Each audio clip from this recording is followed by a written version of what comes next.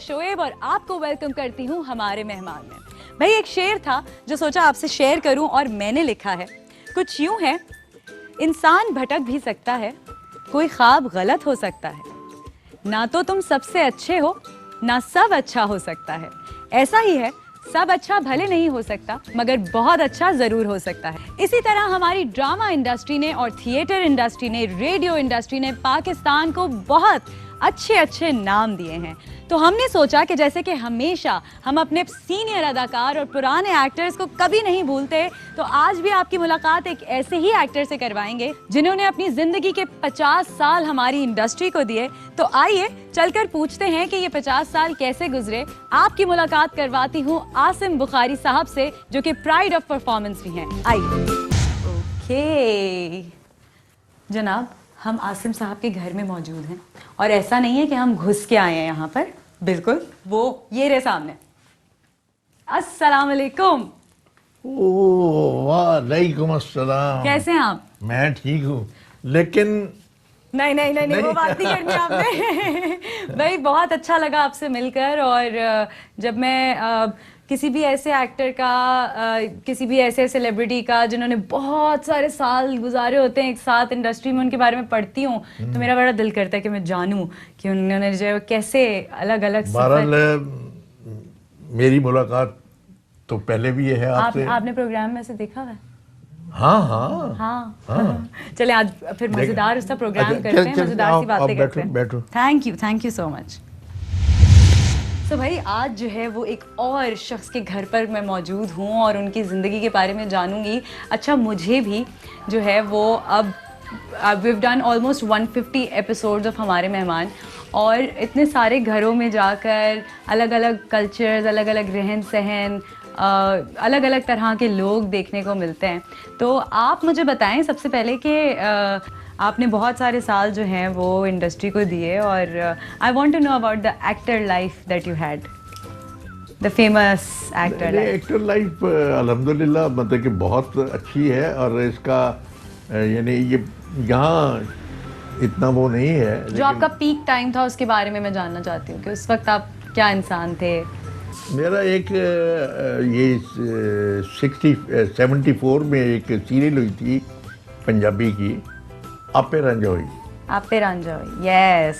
उस आपे रांझा होई ने मुझे स्टैंप कर दिया। हाँ, यानी उससे पहले भी मैं काम करता था, लेकिन उसने मुझे मतलब कि एंडोर्स कर दिया कि यू आर एक्टर।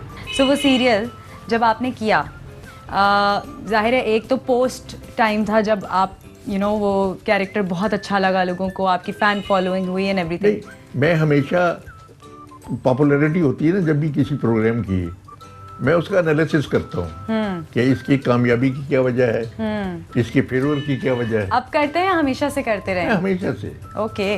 और अपने काम को खुद मैं वो करता हूँ कि ये मैंने ठीक किया है या गलत किया है। मगर मुझे ऐसा लगता है कि हमेशा हमें जो है वो अपना काम देखना चाहिए, क्योंकि हम उसके बेस्ट जज होते हैं। उसकी वजह ये थी कि उस ड्रामे में, सीरियल में अगर आपने देखी हो तो जितने भी कैरेक्टर्स थे वो डिप्रेस्ड थे। एक जागीरदार के तसल्लुत में वो फंसे हुए थे।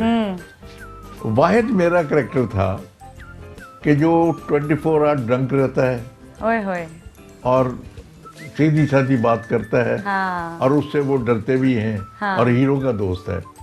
तो वो कुछ यूनिक था।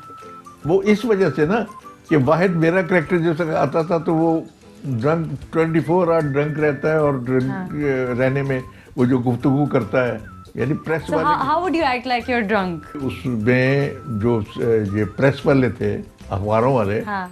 वो डायरेक्टर को कहते थे कि आप इससे पिलवा के इसको से काम ले रहे हैं। कैरेक्टर में आने के लिए इंसान नहीं, कोई ज़रूरी नहीं होता। अब बात ये है कि हम लोग जो है वो इर्द गिर्द से एटमॉस्फेयर से कुछ पिक करते हैं। हमने कई लोगों को देखा हुआ है ऐसी हरकतें करते हैं। आपके ड्रामों के बारे में बात करते हैं। आपने अपने बच्चों के बारे में बताया, मैंने सुना है कि आपके बच्चे जो हैं वो एक बड़े फेमस ड्रामे का हिस्सा रहे हैं। और ना सिर्फ एक ड्रामा बल्कि काफ़ी ड्रामों में। मगर वो एक ड्रामा जो हिट हुआ, जो सबसे ज़्यादा चला है, वो चला है ऐनक वाला जिन। हाँ ऐनक वाला जिन नहीं, ओके 3 साल मुसलसल चला है। सो आपके बच्चे जो हैं उसमें कौन सा कैरेक्टर प्ले कर रहे थे? वो कर रहे थे जिनके घर में वो जिन आकर ठहरता हाँ। है, नस्तूर जिन। और क्या नाम था उन कैरेक्टर्स का? उसको तो इमरान का नाम था उस ड्रामे हाँ। में, और जो बेटी थी उसका ओरिजिनल नाम था मुअत्तर। क्या नाम है? मुअत्तर बड़ा यूनिक सा नाम है, ये किसने रखा है, क्या मतलब है इसका? ये नाम तो मैंने रखा है, लेकिन इसके पीछे एक बड़ी लंबी स्टोरी है। क्या? स्टोरी ये है कि मैं एक पीटीवी के एक प्ले के लिए हाँ। चाइना गया, अच्छा। तो वहाँ मुझे इतला मिली कि मुअत्तर पैदा हुई है। ओके। ठीक है। काशगर में एक मज़ार है और उसका नाम है मुअत्तर बेगम। ठीक है। तो मैंने उस नाम के रेफरेंस से कि एक वो यादगार भी रहेगी कि चाइना का ट्रिप, हाँ। और वहाँ से मैंने इसका नाम रखा था मुअत्तर। उस वक्त तो ये पाकिस्तान में एक ही मुअत्तर थी, उस वक्त पाकिस्तान में एक ही थी, फिर बहुत सारी हो गई। अब उसकी सहेलियाँ और उसके दूसरे जो जान पहचान वाले थे उनकी भी अगर बेटी हुई है उन्होंने नाम मुअत्तर रख दिया। हाँ। अब मुअत्तर काफ़ी हो गए हैं। अब ऐसे फॉलो अप रखा हुआ है आपने? ड्रामाज वगैरह देख रहे होते हैं, पता होता है, मुलाकात होती है इंडस्ट्री के दोस्तों से कि नहीं? नहीं होती है, होती है उनसे मुलाकात तो। कौन कौन दोस्त हैं आपके अभी तक? सारे दोस्त हैं। हाँ हाँ हाँ। हाँ, कबीर खान से मेरी अच्छी खासी ये है, खालिद भट्ट से मेरी बड़ी अच्छी खासी है। अब ये आबद अली जो बेचारे फौत हो गए, अल्लाह उनको अल्लाह बड़ी उनको करामत जन्नत करे, नसीब करे। उनके साथ बड़ी अच्छी एक अंडरस्टैंडिंग ये थी। सारे आपने जो है वो मर्दों के नाम लिए हैं, इंडस्ट्री में कोई फीमेल एक्टर से आपकी दोस्ती नहीं रही? फीमेल से मेरी दोस्ती रही है, हर एक से, कोई भी मुझे बुरा नहीं कहेगा, लेकिन वहाँ काम की हद तक। हाँ। काम के बाद वो अपने घर, मैं अपने घर। कोई स्कैंडल बना आपका? मुझे यही मुझे प्रेस वालों ने कहा था कि ये फला आपके साथ बहुत ज्यादा आ रही है। हाँ, कौन कहीं थी ये वो? तो बस थी ये। अरे बताए ना, अरे नाम बाबा, इतने सालों बाद अब क्या जाता है, अब तो देखिए, भाभी भी कुछ नहीं। पुरानी बात हो गई है। अच्छा ओके। तो उसने कहा जी कि वो सुना है कि उसके साथ। मैं कहा यार तुमने गलत सुना है, लेकिन छाप दो। ओए होए, वाकई? हाँ। फिर छपा दिया? नहीं उन्होंने नहीं छापा। हाँ, लेकिन मैं ख्वातीन को या किसी चीज को सीढ़ी बना के आगे मंजिल की तरफ नहीं जाना चाहता। आपको लगता नहीं है कि एक्टर में, मेल एक्टर में, फीमेल एक्टर में दोस्ती भी हो सकती है? दोस्ती, भाई दोस्ती है। आज मुलाकात हुई है, पक्की आपकी दोस्ती। और मेरी पक्की और दोस्ती क्या? है। ठीक है कि नहीं? दोस्ती है, लेकिन काम की हद तक। तो शादी आपकी कब हुई थी, जो आपके करियर के कौन से फेज में? 74। उस वक्त आप क्या कर रहे थे जिंदगी में? उस वक्त ये, उसके बाद आपे रंजा शुरू हुआ। अच्छा, तो शादी, क्योंकि जब जाहिर है एक्टर या इंडस्ट्री में कोई भी अपना करियर बनाने आता है तो वो कोशिश करता है कि नहीं यार अभी मैं यहाँ पर फोकस करूँ। वैसे भी जिंदगी में हम एक चीज़ पर फोकस कर रहे होते हैं और कहते हैं। एक और चीज़ है ना कि मैं खाली एक्टर नहीं था, आप मैं बैंकर भी थे। यस। ठीक है।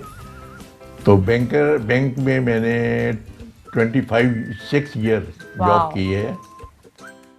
और ये नहीं, हमें टीवी की तरफ लाने वाला भी बैंक ही है। जब आप रिश्ता लेके गए तब आपको तो ये नहीं सुनना पड़ा ना कि काम क्या करते हो, क्योंकि आप तो बैंक में काम करते थे। हाँ। उस वक्त कर रहे थे। सो कैसे हुई शादी आपकी? अरेंज मैरिज हुई, लव मैरिज हुई? अरेंज मैरिज हुई। क्या किसने, अम्मा ने कराई थी, अब्बा ने? नहीं, अम्मा ही पेश होती हैं ऐसे कामों में। हाँ। अम्मा अब्बा के साथ कैसा रिलेशनशिप था?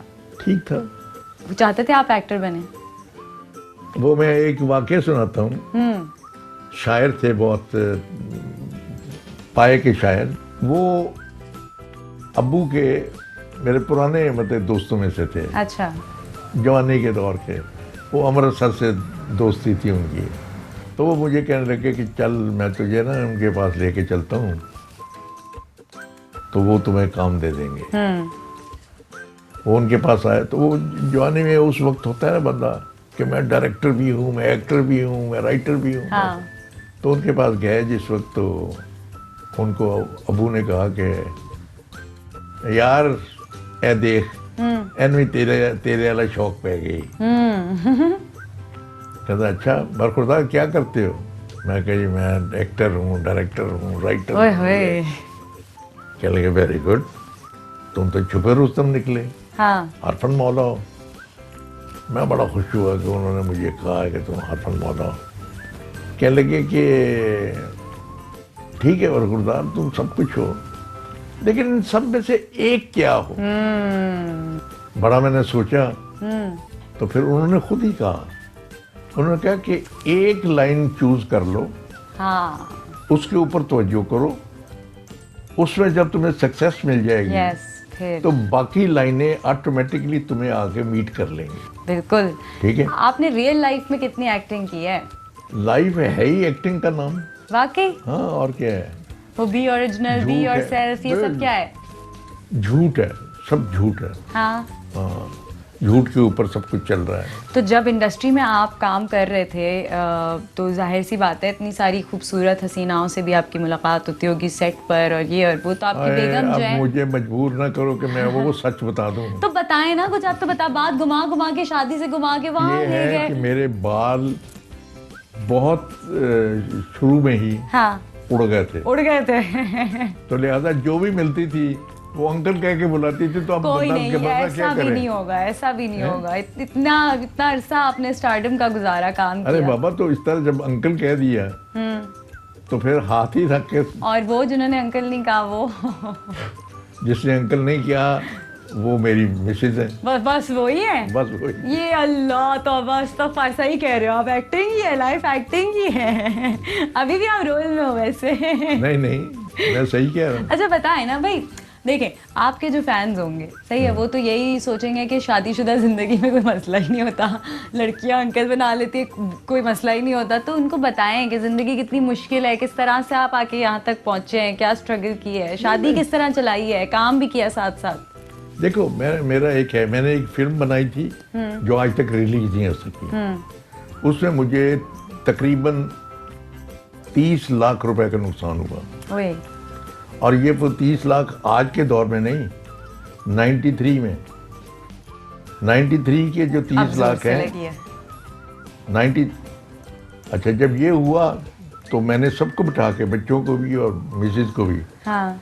मैंने कहा ये पैसे आप लोगों के थे, मैंने इसको ज़ाया कर दिया। अब अगर उसको पीटेंगे, यानी ये हर वक्त ये कहेंगे कि तुमने ये क्या किया, ये क्या किया, तो मैं कि मेरी सेहत भी जाएगी और हम लोग जो हैं बिल्कुल और ज़्यादा क्राइसिस में आ जाएंगे। So you are saying कि थैंकलेस नहीं हूँ मैं, I am thankful for whatever I have in life. ये कह रहे हैं आप कि आपने ज़्यादा जो है वो शिकायत शोर शराबा नहीं किया नहीं चीज़ों पे।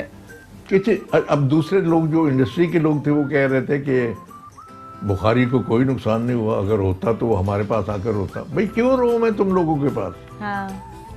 कभी क्योंकि रोते मुझे हैं? ये पता है कि किसी के पास भी आप जरूरत के तहत जाके रोएंगे तो वो आपका तमस्खुर उड़ाएगा। हाँ, ये लेकिन ये बातें करना आसान है, चीज़ें करना मुश्किल है थोड़ा। लेकिन इंसान को कोई ना कोई चाहिए होता है अपना दुख गम बांटने के नहीं। लिए भी। आपकी जिंदगी में कोई नहीं है ऐसा जिससे आप अपने गम बांटते हैं? अब हमारे पास है ना, कौन? अल्लाह। बेगम से बातें नहीं करते अपने दिल की? नहीं, मैं वो बता तो रहा हूँ कि मैंने सबको बिठा के कहा कि ये मैंने नुकसान कर लिया है, हाँ, अब हमने मिल के इसमें से निकलना है। that's it। और अल्हम्दुलिल्लाह निकले उसमें से। उसमें से ये निकले इस तरह से कि इन्होंने एक छोटा सा स्कूल बना लिया ऊपर, और उसके बाद इत्तेफाक से ऐनक वाला जिन शुरू हो गया, और मैंने भी फिर दिन रात एक करके रिकॉर्डिंग करवाता रहा। और 2000 में मैंने तमाम कर्जे जो मैंने उठाए थे वो सब उतार दिए, वाओ। और बच्चों को बाहर भी भेज दिया, बड़ी बेटी की शादी भी कर दी, अल्हम्दुलिल्लाह। मैं क्यों रहूं किसी के पास जाके, जबकि हमारा सुनने वाला है। कभी होपलेस हुए हैं जिंदगी में? मैं, एक बड़ा अच्छा वाक़या है, मेरा बड़ा बेटा पैदा होने वाला था, तो मेरी एक सीरियल चल रही थी उस वक्त। कौन सी सीरियल? ये मुझे याद नहीं क्या है, उस वक्त एक सीरियल चल रही थी, तो वो सीरियल जो है ना वो पैदाइश से पहले ही ख़त्म हो गई। अच्छा। अब बैंक से तो पैसे आते ही थे, वो जो एक एक्स्ट्रा इनकम मुझे मिलती थी ना वो ख़त्म हो गई। अब मेरे जहन में ये था कि, और सब लोगों को पता है कि उस वक्त एक प्ले कर लेते थे ना, तो 2-3 महीने का गैप आता था दूसरे प्ले में कास्ट करने में। मैंने कहा 2-3 महीने अब कैसे वो गुजरेंगे? सिर्फ तनख्वाह से गुजारा करेंगे। तो मुझे पता चला, मेरा एक दोस्त प्रोड्यूसर वो एक सीरियल शुरू करने लगा है। तो मैंने कहा मैं उसको जाके कहता हूँ कि यार आई एम नीडी, तो मुझे कास्ट कर लो। तो फिर आप बिलीव करो कि मैं उठा हूँ उसकी तरफ जाने के लिए, 2 कदम ही मैंने लिए होंगे कि मेरे कंधे पे एक हाथ आया और साथ आवाज आई, बंदों को अपनी जरूरत बताने जा रहे हो। वाकई मैं हकीकत कह रहा हूँ। मैं उन्हीं कदमों से वापस आके बैठ गया कि अब जिसने मुझे रोका है वही मेरी हेल्प करेगा। फिर ये हुआ कि 2 दिन के बाद, अब पहले आप ये सब लोग जानते हैं कि जब सीरियल होती थी तो महीने में 4 हफ्ते आप बिजी होते थे, बाकी फारग होते थे। अब क्या हुआ कि मैं बैठा हुआ हूँ तो मेरे पास वो एक टीवी से एक बंदा आया, उसने आके कहा जी कि वहाँ एक्सीडेंट हो गया एक बंदे का और सेट लगा हुआ है, तो काइंडली प्लीज आप आ जाए। मैं गया, मैं जाके, वो अलिफ नून था। उन्होंने मुझे स्क्रिप्ट दिया, उन्होंने कहा जी कि चले।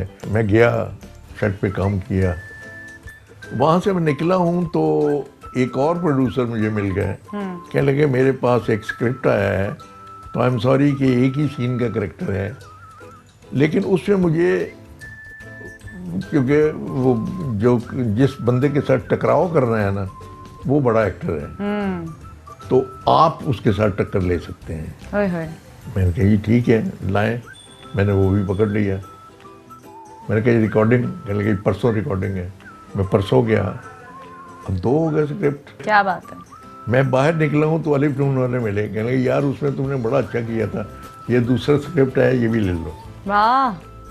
3 हो गए। हाँ।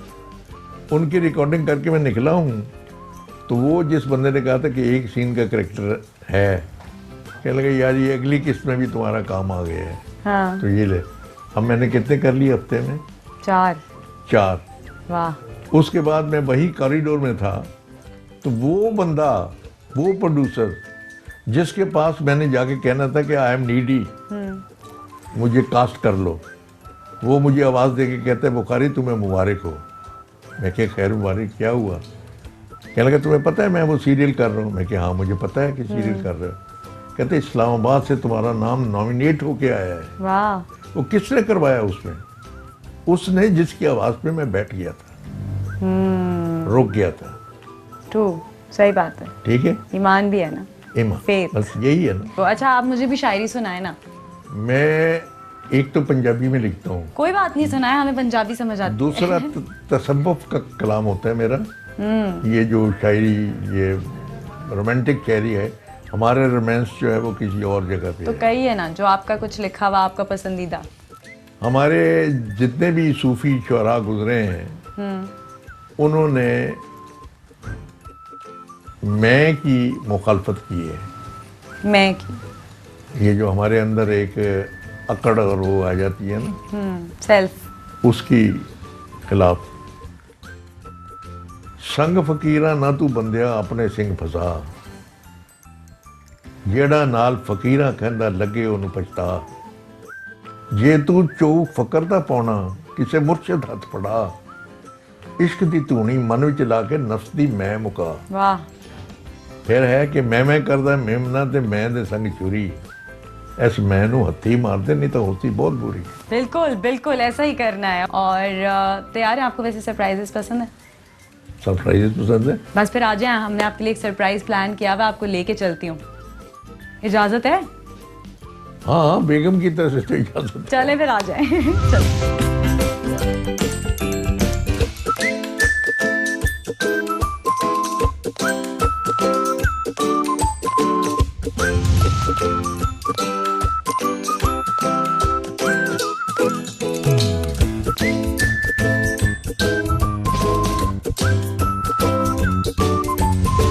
वैसे तो मैं आपको यहाँ पर सरप्राइज देने के लिए लाई थी, लेकिन सरप्राइज के लिए आपको थोड़ा सा इंतज़ार करना पड़ेगा और आपको मेरे साथ खेलने पड़ेंगे कुछ गेम्स। हाँ, ये रैपिड फायर राउंड वगैरह किए होंगे आपने बहुत सारे शोज में, है ना? हाँ, होते हैं। अच्छा, मुझे ये बताएं, जब आपको एज ए गेस्ट बुलाया जाता था शोज में, तो आप सुस्ती करते थे या शौक से जाते थे? नहीं, शौक भी होता है, लेकिन कई जगह पे बगैर शौक के भी गए हैं। मॉर्निंग शोज वगैरह में गए मॉर्निंग हैं? शो में जाता रहा हूँ। अच्छा, यहीं पर आपकी बात रोकूंगी, आप कंटिन्यू कीजिएगा। ऑर्डर तो दे दें, है ना? एक्सक्यूज मी, क्या खाएंगे आप? Oh fish, light, fish fish fish याद आ गया। Yes, thank you.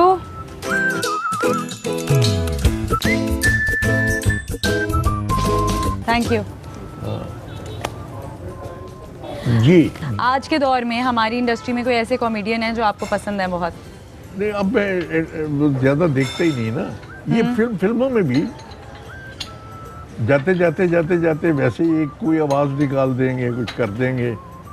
केक ला के काटने लगे हैं तो केक के ऊपर बैठ के तो ऐसे ऐसे करना शुरू कर देंगे। ये कॉमेडी तो नहीं है।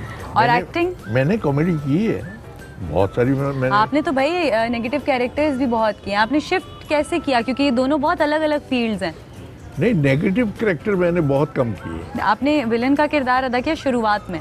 एक दो किए हैं मैंने, और जब वो चला है मेरा प्ले, हाँ जी, तो मुझे मेरी नानी ने आके कहा है कि तुम्हें पैसों की जरूरत हो तो हमसे ले लिया करो, इस तरह के कैरेक्टर मत करो। अरे ये होती है कॉमेडी।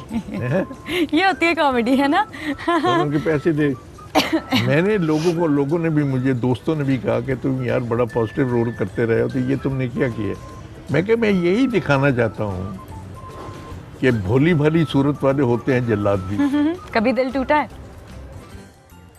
हाँ, हाय, ये दिल दिल की ही तो है। बातें दिल ही जाने। दिल ही तो है। शेर सुना दें दिल पे कोई फिर। ਵੇਖ ਚਨਾ ਦੀਆਂ ਮਾਰੂ ਛੱਲਾਂ, ਵੇਖ ਚਨਾ ਦੀਆਂ ਮਾਰੂ ਛੱਲਾਂ, ਹੌਲ ਕਲੇਜੇ ਪੈਂਦੇ, इश्क जिन्हां दे मुश्क मचांदा ਉਹ कद कंडे बहंदे। हमारे ड्रामों में जो आजकल किरदार नजर आ रहे हैं और जो कहानियां नजर आ रही हैं, how do you rate it? सब एक ही कहानी है। मैं तो देख रहा हूँ एक ही कहानी चल रही है, कोई मुख्तलिफ कहानी नहीं।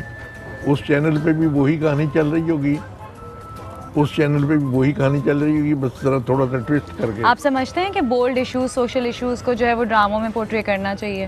बोल्ड इशू पे करना चाहिए, ज़रूर करना चाहिए, लेकिन जिस तरीके से वो कर रहे हैं, इस तरीके से नहीं करना चाहिए। आपने ड्रामे जो है वो खूब सारे किए, तो कौन सा ड्रामा जो है वो सबसे ज़्यादा मुश्किल था करना आपके लिए? नहीं, ये मैं नहीं कहता।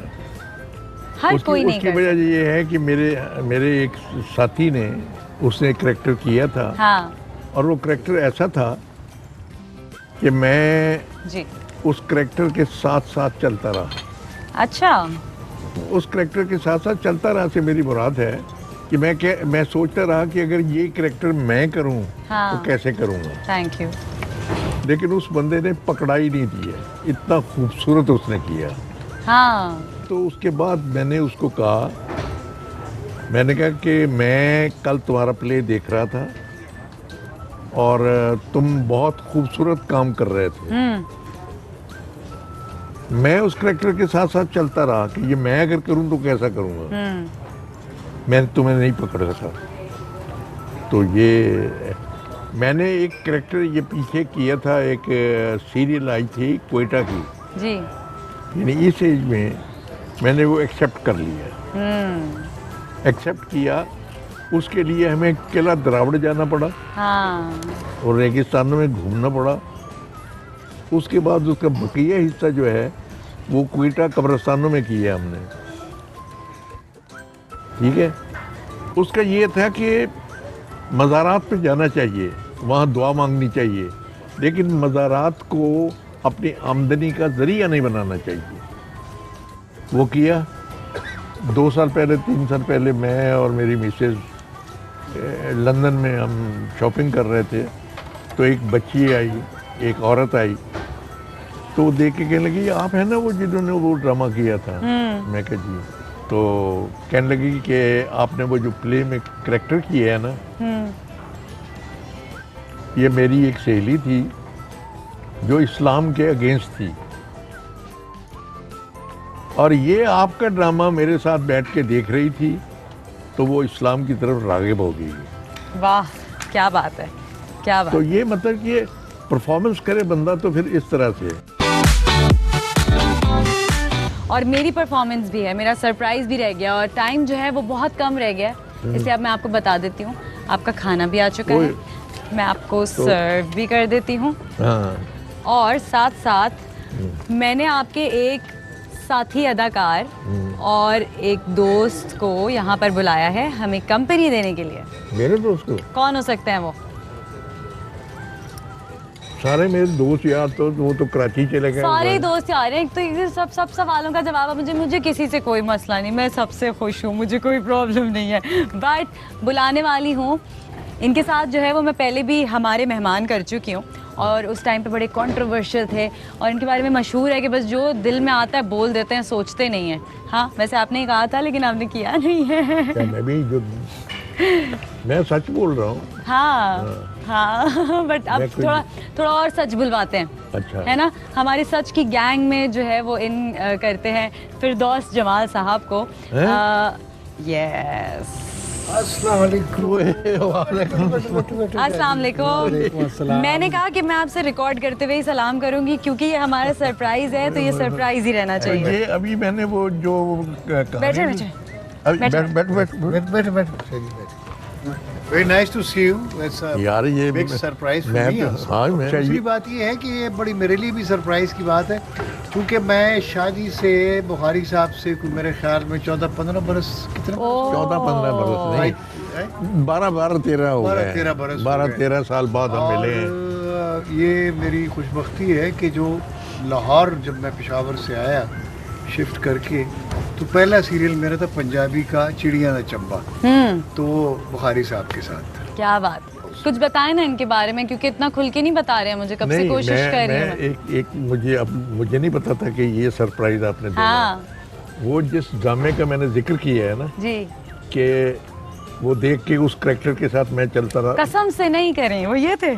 वो ये अल्लाह, बरगे आरज़ू। बरगे आरज़ू, हाँ हाँ, मैंने तुमसे कहा था ना बिल्कुल बिल्कुल कि यार मैं इस ड्रामे के साथ साथ चलता रहा हूँ तुम्हारे करैक्टर के, मैं नहीं पकड़ सका। मैं नहीं पहचान सका। अच्छा भाई, आप यहाँ पर मौजूद हैं, and I will take it as an opportunity to play my games जो मैंने आपसे डिस्कस किए थे। रैपिड फायर गेम तो आपको पता ही है। अब आप भागते हो उससे या नहीं भागते? हाँ हाँ, बहुत ही रैपिड है भाई। हाँ रैपिड है, और हम इतने रैपिड हम नहीं है। अच्छा, तो आप ये रैबिट वाले कुछ इल्जामात हैं इन पर? इन पे एक ही इल्जाम हो सकता क्या? है कि ये बहुत अच्छे शौहर है।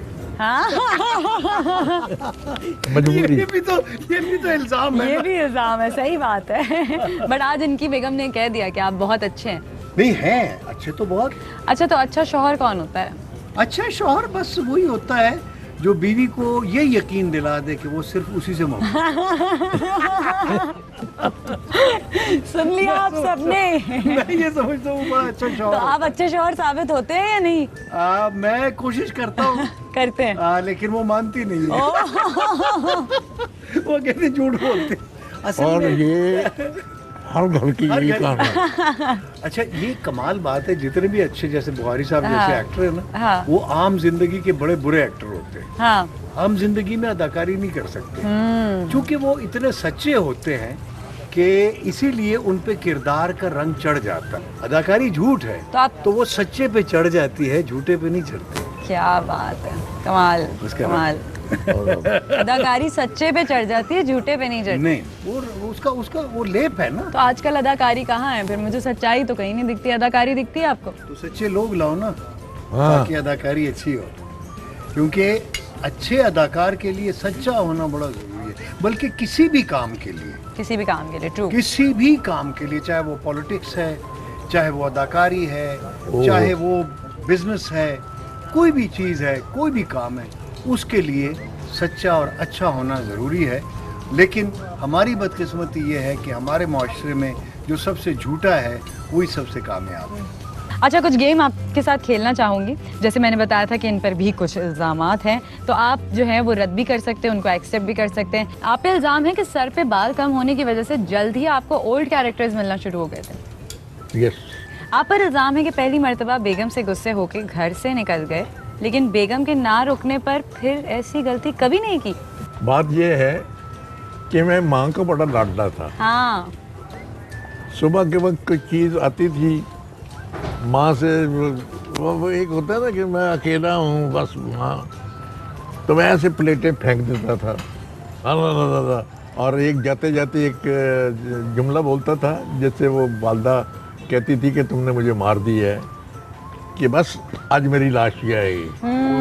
तो ये माँ के लिए तो माँ के ये लिए तो मौत है ये। सही बात है। मैं बाहर निकला तो नंगे पांव सड़क के ऊपर पीछे पीछे माँ आई कि हाय। नाश्ता करके जाना, नाश्ता हाय। करके जाना। उसी तरह मैं माँ का सुधाया हुआ था। तो शादी हुई तो ये इसी तरह प्लेटें मेरे सामने आई, अला ला ला ला ला, ओए होए। प्लेटें फेंकी। मैं निकला तो ये दरवाजे में खड़ी हो गई बेगम। हाँ, अब ये बाहर तो नहीं आ सकती थी, दरवाजे में खड़ी हो गई कि नाश्ता किए बगैर मैंने नहीं जाना देना। ये हटी, मैं पीछे गया कोई पीछे नहीं आई। तो कोई पीछे नहीं आया। हाय अल्लाह। सारा दिन मैं फिर फाके रहा हाँ, और माँ को याद करता रहा। हाय। याद करते हैं उनको, उनसे बड़े करीब थे आप। वो अम्मी कहा करती थी कि कुरान पढ़ लिया करो, रमज़ान में बख्शने के काम आएगा। हाय। हाँ, तो वो एक दिन मैं रमज़ान में उठा सुबह सहरी के वक्त, तो मुझे याद आया कि उन्होंने कहा था कि ऐसा करना है। तो मैंने वो लिखा कि माँ कहती सी पुत्र मेरा पढ़ सपारा बख्शेगा, मैं कहना वा माँ मेरी नु अल्लाह प्यारा बख्शेगा। हाय। वाह वाह। जन्नत दी तस्वीर सी माँ उल्फत दी जागीर, सदके सोने पाक नबी दे रहमत वाला बख्शेगा। हाय। वाह वाह। कुल हजाती माँ मेरी ते दुख ते पेंडे चली सी, करम करीम रहमान है कातर आपे ओनू बख्शेगा। वाह वाह। सिर तो पैर गुनाह दा पुतला अपने पाप लुकावा, आस्ते मैं भी लाई बैठा बख्शण वाला बख्शेगा। वाह, वाह वाह। सुभान अल्लाह। क्या बात है, क्या बात। Thank you so much. आपके साथ दिन गुजार के बहुत अच्छा लगा, बहुत मज़ा आया। अल्लाह ताला आपको बहुत सेहत तंदुरुस्ती दे, बहुत सारी खुशियाँ आपको भी दिखाए। अल्लाह आपको भी आपका भी। सलामत